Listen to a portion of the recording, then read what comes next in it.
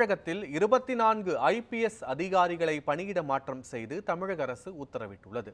அதன்படி நீலகிரி மாவட்ட காவல் கண்காணிப்பாளராக நிஷா நியமனம் செய்யப்பட்டுள்ளார். தூத்துக்குடி மாவட்ட காவல் கண்காணிப்பாளராக ஆல்பர்ட் ஜான் நியமனம் செய்யப்பட்டுள்ளார். திருவண்ணாமலை மாவட்ட காவல் கண்காணிப்பாளராக இருந்த கார்த்திகேயன் கோவை மாவட்ட SP-யாக நியமனம் செய்யப்பட்டுள்ளார். பெரம்பலூர் மாவட்ட காவல் கண்காணிப்பாளராக ஆதர்ஷ் பச்சேரா நியமனம் செய்யப்பட்டுள்ள நிலையில் சேலம் மாவட்ட காவல் கண்காணிப்பாளராக கௌதம் கோயல் நியமனம் செய்யப்பட்டுள்ளார். கரூர் மாவட்ட காவல் கண்காணிப்பாளராக ஃபெரோஸ்கான் நியமனம் செய்யப்பட்டுள்ளார். விருதுநகர் மாவட்ட காவல் கண்காணிப்பாளராக கண்ணன் நியமனம் செய்யப்பட்டுள்ள நிலையில் தென்காசி மாவட்ட காவல் கண்காணிப்பாளராக ஸ்ரீனிவாசன் நியமனம் செய்யப்பட்டுள்ளார்.